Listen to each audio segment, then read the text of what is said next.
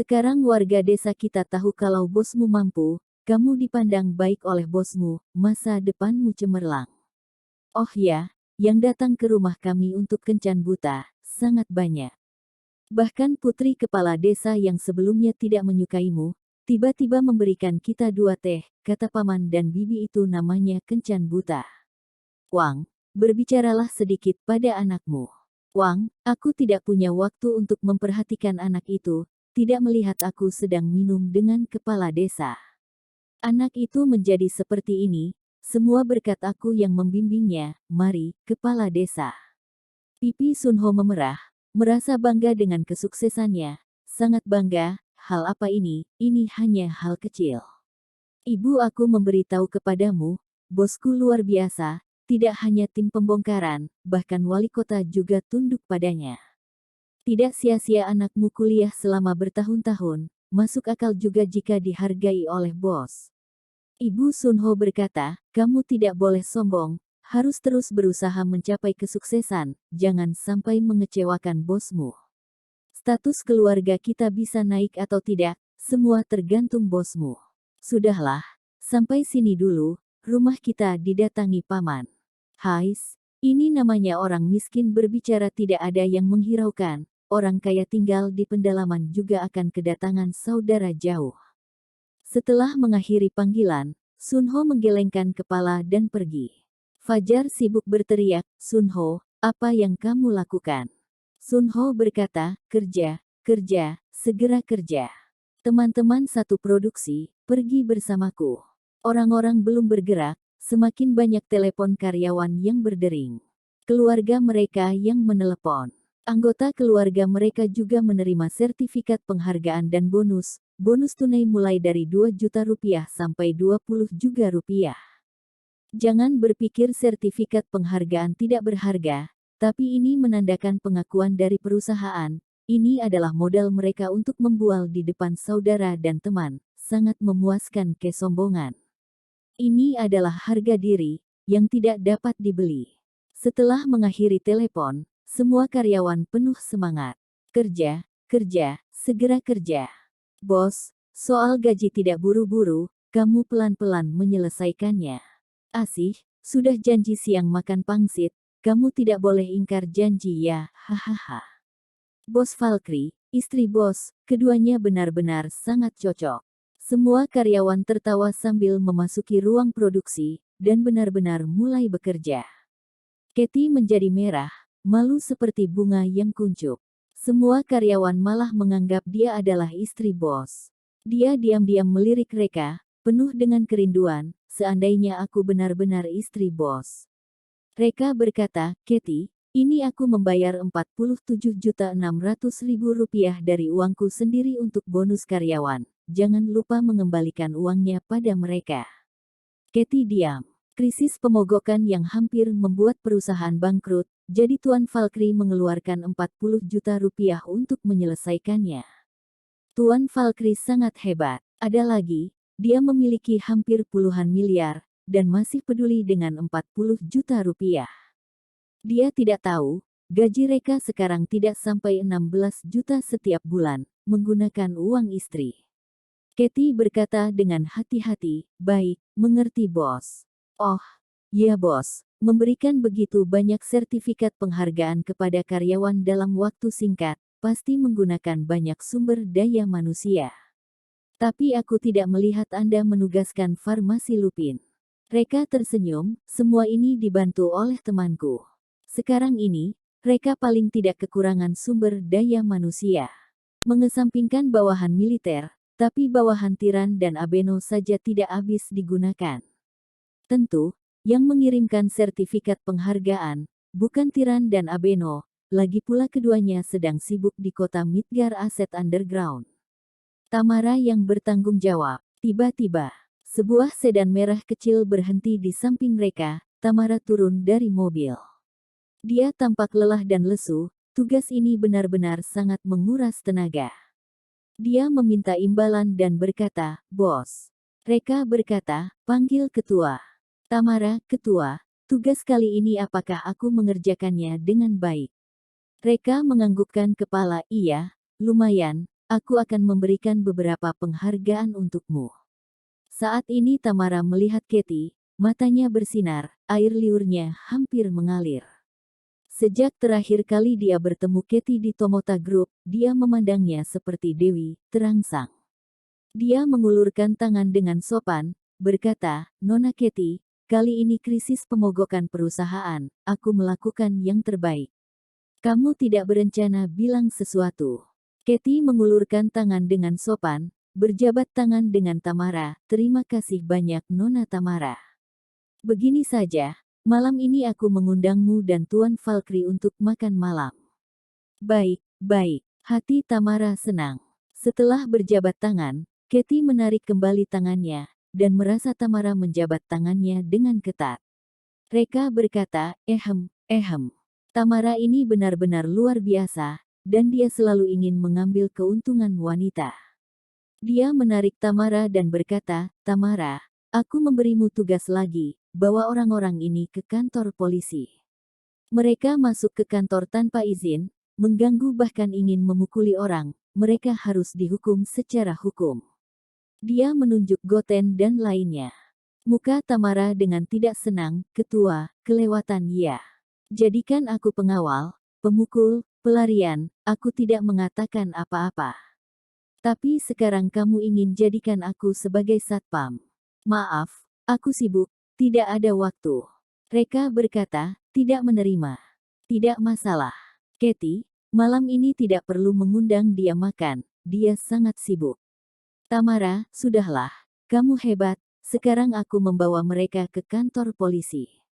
Nona Katie, sampai jumpa nanti malam. Katie menatap Tamara dengan curiga, dia selalu merasa wanita ini aneh. Reka melirik Tirta dan berkata, panggil semua pemegang saham, eksekutif, serta distributor dan pemasok untuk mengadakan pertemuan.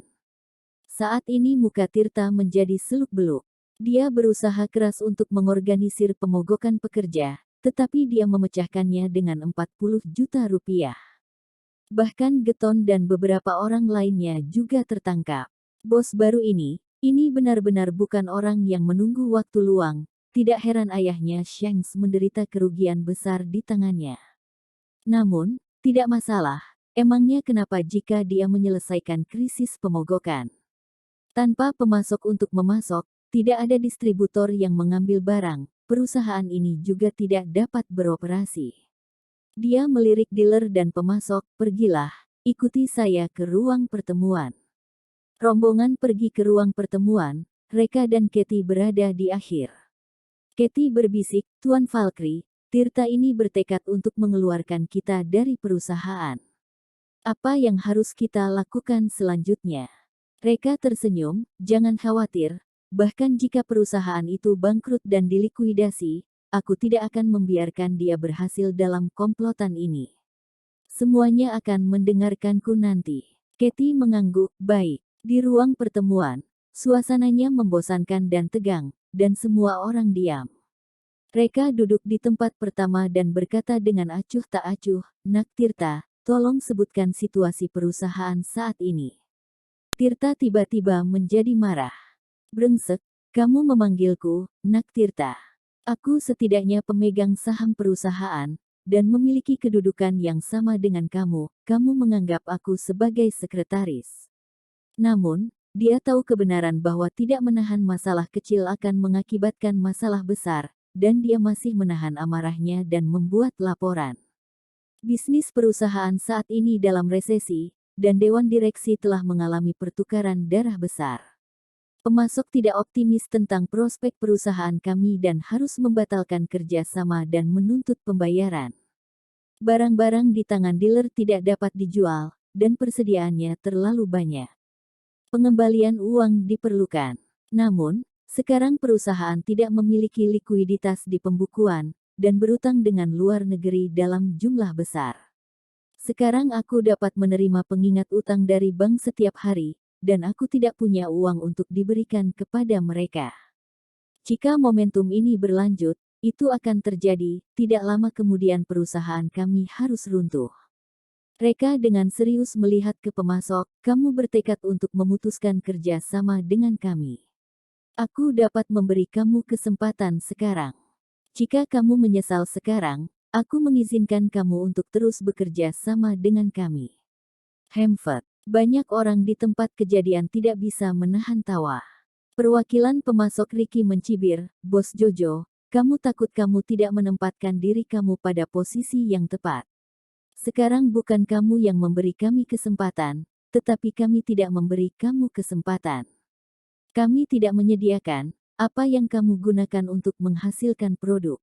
Tanpa produk, perusahaan tidak berguna. Reka, ayo, beritahu aku, kesempatan apa yang bisa kamu berikan kepada kami. Ricky berkata, sejujurnya, aku telah menyelidiki Tomota Group. Ini adalah grup kecil yang baru memulai. Baru saja terlibat dalam industri farmasi. Air di industri farmasi terlalu dalam, dan kamu pendatang baru tidak dapat memainkan farmasi lupin ini. Jika kamu bersedia untuk mentransfer sebagian atau seluruh saham kamu ke Bos Tirta dan membiarkan Bos Tirta terus mengendalikan farmasi lupin, aku dapat memberimu kesempatan untuk terus memasok. Reka tidak bisa menahan tawa. Perilaku tidak sopan ini benar-benar membuat Ricky marah. Apa yang kamu tertawakan? Jika kamu menolak untuk menyerahkan saham, tolong bayar aku sekarang. Keluarga kamu masih berutang 600 juta rupiah kepada aku, dan kamu tidak bisa mengeluarkannya hari ini. Hati-hati, aku pergi ke pengadilan untuk menuntutmu. Perwakilan dealer juga berkata dengan tergesa-gesa, kami telah memberi kamu semua barang yang dikembalikan, dan pengembalian uang belum dilakukan. Jika tidak ada hari ini, tunggu penjara. Reka memandang Tirta dan berkata, Nak Tirta, bagaimana menurutmu? Tirta hanya punya satu ide sekarang, dan itu adalah mengalahkan bajingan ini sampai mati. Satu kata, Nak Tirta, aku tidak punya harga diri kah?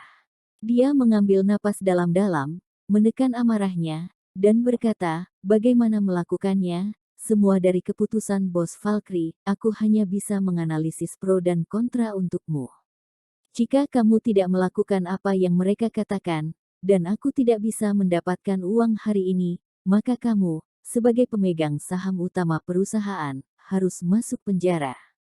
Jika kamu melakukan apa yang mereka katakan dan mentransfer sahamnya kepada aku, kamu tidak hanya harus masuk penjara, tetapi kamu juga akan mendapatkan biaya transfer saham yang besar.